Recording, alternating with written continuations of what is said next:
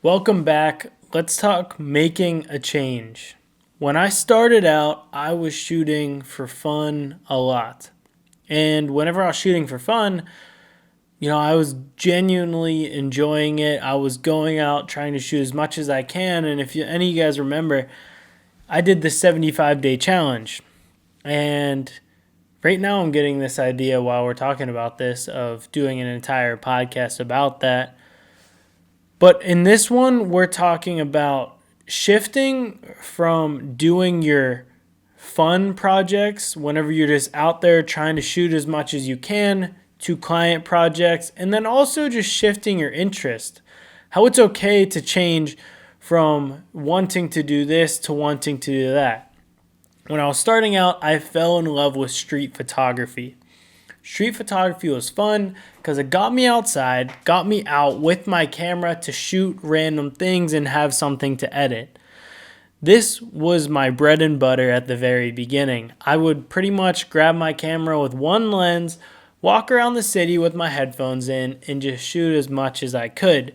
Shoot people walking around in their everyday life. I actually really enjoyed going out in the rain and shooting.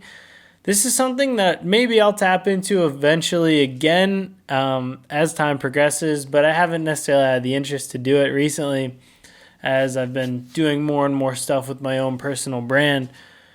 But that's the shift that I made. I really, really enjoyed doing landscapes, doing street photography, shooting the environments that I was in, but now I don't necessarily have anything drawing me towards that anymore. But I don't know why that is. I don't think one specific thing happened that made me realize I don't want to do that. Because it's not even that I don't want to do that. It's not that I look down upon doing that in any way.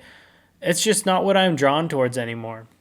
I'm drawn towards actually putting my face on camera, actually getting my personal brand out there, because it started to bother me that a lot of photographers that I would follow, I had no idea what they looked like, and I had no idea what they were even about. I'm not saying I didn't know what they were about in their personal life or anything, but I just didn't know anything about them, and I didn't like that. Coming up, I really enjoyed these photographers that would put things out about their personality, put out these videos that showed a lot about them. I think there's something to that, and when you're growing a following, if you have an actual personal brand, it's a lot more valuable than just having that random post that blows up. If you have a page that has a bunch of landscapes, a bunch of street photography, it's cool. Don't get me wrong. If that's what you're into, that is sick. But I personally was annoyed because I didn't know who these people were. Maybe that's what they liked. Maybe they wanted to have their art and their photos get out to a big amount of people without having their face on camera, without them having to feel a pressure to have their image on social media. Some people, that's what they're into. They just want their art to be seen by a lot of people. They don't necessarily want to do a whole lot. But for me, I was always attracted to having a personal brand. I was always attracted to having something that I post that I would have really enjoyed whenever I was younger. Whenever I was really coming up, I'm still coming up. I'm still consuming a decent amount of content.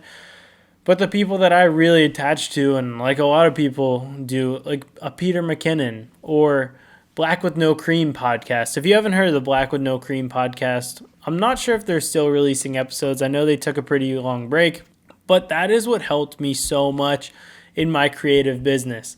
That podcast talked about everything from the very, very beginners of how to even send an invoice, how to charge a client, all the way up to the pros of how you can do these different things, how you can make a leap going from maybe concert photography to shooting more corporate photography, how to make that shift. And that's what I talked about in the last episode, making a shift. And I kind of talked about it in a way that it's hard to do, and it is hard to do, but it's definitely doable. The Black with No Cream podcast is pretty much the end-all be-all for creative podcasts. I know that's very high praise, but I would not be here where I am right now if it wasn't for that podcast. It taught me so much, and honestly, the guys, Ben and Dave, they're kind of my mentors. And a fun story about them is I was listening to that podcast and I heard Ben, who's the founder of Black with No Cream, talk about how he hired somebody to shoot his sister's wedding. And the footage wasn't that great, but he knew he had to put it together. And like 2 years had passed. He never edited it. And he mentioned it one day on the podcast that he still had to edit that footage. So without him saying anything like, oh man, I need somebody to edit this, I heard him say that and I DM'd him. I said, hey man, I'm down to edit that video for you. I'm not going to charge you a ton. I just definitely think that I could make it happen and maybe take that off of your plate so you don't have it to worry about. So I believe this was like the end of the summer when I hit him up, and he was like, oh man, that'd be sick. So he got back to me. We ended up hopping on a call, and that was a super surreal moment to me because I've been listening to the podcast for a while. I've been consuming his content, and then I'm hearing his voice on the phone talking to me. And I know it sounds crazy. You guys probably don't even know who he is, but like this was a cool moment for me. This is a guy that I look up to, and he's killing it. He's went on tour with Beyonce before. He's went on tour with a couple different artists, and those are my goals, especially at the time. That's what I wanted to do. And I was sitting here learning from this guy without actually knowing him. So I reached out without him even needing it. Great guy. He ended up paying me some money to edit his sister's wedding video. Fast forward, end of that year, I ended up going to LA and I was staying with Bobby Hobart. I'll talk about in another episode how I edited his podcast and he put me on a ton. But whenever I was out there staying with him, he was connecting me with a lot of good people, but I didn't necessarily want to lean on him as a crutch to meet everybody that I was meeting. So I ended up hitting Ben up, and Ben was down to grab coffee one day. And I don't know if he'll ever listen to this, but whenever we grabbed coffee, that morning he said, hey man, like I'm going to be in this area. Let me know if you end up being around here. I had nothing to do. I had zero to do that day. I had some work to do, but I could obviously do that from anywhere. So I went to the part of town that he said he would be in, and I just camped out at a coffee shop, and I was just like, hey man, like I'll probably be popping by there at some point. And I texted him where I was like, yo, I'm here. And it ended up, because I was willing to just stake out at that coffee shop, I ended up meeting him, and I ended up getting coffee for about an hour. And that was a cool moment. Those are the moments that whenever you're coming up that, they mean a lot to you. And I'm just sitting here and I can't vouch for this podcast enough. Great guys. I ended up meeting Dave a little bit too. But those are the things that mean a lot to you whenever you're coming up. Those are the things that, will keep you going, keep you pushing on. Because me sitting here saying that I went to LA, didn't know anybody just for a couple of days, and I ended up meeting some of the people that I really look up to. That was cool. I ended up meeting those guys. I ended up meeting the Yes Theory guys because of Bobby. I'm meeting some other different creatives. Joseph Shaw, I met him. Those are the cool moments because I'm not afraid to reach out. I'm not afraid to reach out and offer something. Granted, Ben was the only one that I really offered something to, and I edited that video, so we had a previous relationship.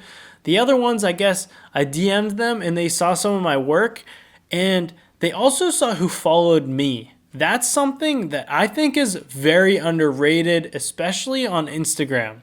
Everyone knows on Instagram, you click on somebody's profile and right below where your highlights are, it says followed by, and that puts some different people that you have mutual followers of. So if I follow you, and then somebody is looking at your page and they also follow me, it will pop up and say followed by Joey Pusateri. This is a valuable thing because not everyone has a huge following. I don't have that big of a following. Right now, I think I have like 2,100 followers on Instagram or something, but I have some people following me that hold some weight. And if people that I admire, people that I look up to are looking at my page, see what I'm doing, and if they see who's following me, then they might not have a problem reaching out. They'll trust that if these people are following me, I must be doing something right. This actually happened recently with Ben Nempton. So Ben hit me up out of nowhere to edit a video for him.